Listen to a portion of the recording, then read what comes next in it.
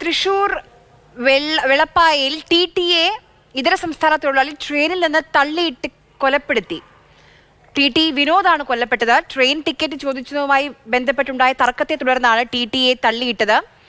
പ്രതി ഇപ്പോൾ പാലക്കാട് പോലീസിന്റെ കസ്റ്റഡിയിലായിട്ടുണ്ട്. MS ലിഷോയ് വിവരങ്ങളുമായി ചേരുന്നുണ്ട്. ലിഷോയ്, വിശ്വസിക്കാൻ പോലും പ്രയാസമാണ്. എന്താണ് സംഭവിച്ചത്? ഇന്ന് വൈകുന്നേരം എറണാകുളത്ത് നിന്ന് പാറ്റ്നയ്ക്ക് പുറപ്പെട്ട ട്രെയിനിലാണ് ഈ സംഭവം ഉണ്ടായത്. ട്രെയിൻ നമ്പർ 226643 പാട്ന സൂപ്പർഫാസ്റ്റ് എക്സ്പ്രസിൽ S11 കോച്ചിൽ നിന്നാണ് ഈ TT വിനോദിനെ തള്ളിയിട്ടത്. എറണാകുളം സ്വദേശിയായ വിനോദ് ഈ എറണാകുളത്ത് നിന്നും ഈറോഡ് വരെയാണ് ഡ്യൂട്ടിയിൽ ഉണ്ടായിരുന്നത്. ഈ സമയം ഈ ടിക്കറ്റ് പരിശോധിക്കുന്നതിന് വേണ്ടി എത്തിയതായിരുന്നു. പല കോച്ചുകളിലും ഇങ്ങനെ പോകുന്നതിനിടയിലാണ് S11 കോച്ചിൽ വെച്ച് ഈ സംഭവം ഉണ്ടാകുന്നത്. ഇതര സംസ്ഥാന തൊഴിലാളികൾ കുറച്ചു പേർ ഇത്തരത്തിൽ ടിക്കറ്റ് ഇല്ലാതെ സഞ്ചരിക്കുന്നുണ്ടായിരുന്നു. അങ്ങനെ ടിക്കറ്റ് ഇല്ലാതെ സഞ്ചരിക്കുന്നതുമായി ബന്ധപ്പെട്ട് ഇവരോട് ഫൈൻ ഈടാക്കുന്നതുമായി ബന്ധപ്പെട്ടെല്ലാം തന്നെ സംസാരിക്കുന്നതിനിടയിൽ ഇവർ തമ്മിൽ തർക്കമായി.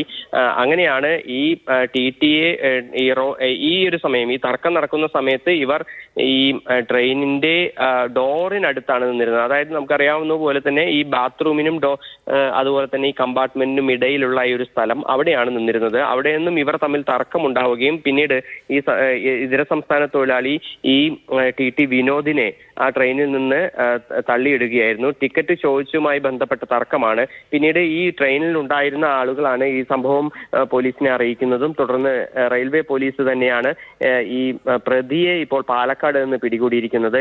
ഇന്ന് വൈകുന്നേരം ഏകദേശം 7 മണിയോടുകൂടിയാണ് ഈ സംഭവം ഉണ്ടാകുന്നത്.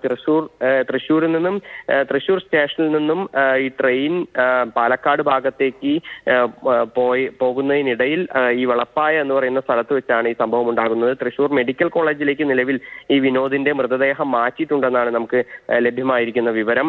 മറ്റ് നടപടികളെല്ലാം തന്നെ പ്രതിയുമായി ബന്ധപ്പെട്ട നടപടികളെല്ലാം തന്നെ RPF ആണ് നിലവിൽ നടത്തുക. അത് നിലവിൽ ഈ പ്രതി പാലക്കാട് RPFന്റെ കസ്റ്റഡിയിലാണുള്ളത്. ഇനിയിപ്പോൾ തുടർ നടപടികളെല്ലാം തന്നെ RPF ആയിരിക്കും സ്വീകരിക്കുക. അതിനോടൊപ്പം തന്നെ ഏറ്റവും ഞെട്ടിക്കുന്ന ഒരു കാര്യമാണ്. കാരണം ഈ ട്രെയിനിൽ TTമാരെല്ലാമായി പലപ്പോഴും ഈ ടിക്കറ്റ് എടുക്കാത്തതുമായി ബന്ധപ്പെട്ട പല തർക്കങ്ങളും ഉണ്ടാകാറുണ്ട്. പക്ഷേ ഇത്രയ്ക്കും അതിദാരുണമായൊരു സംഭവം, ഇത്രയ്ക്കും ക്രൂരമായൊരു സംഭവം കേരളത്തിൽ തന്നെ ആദ്യമായിരിക്കും ഇങ്ങനെ ഉണ്ടായിരിക്കുക.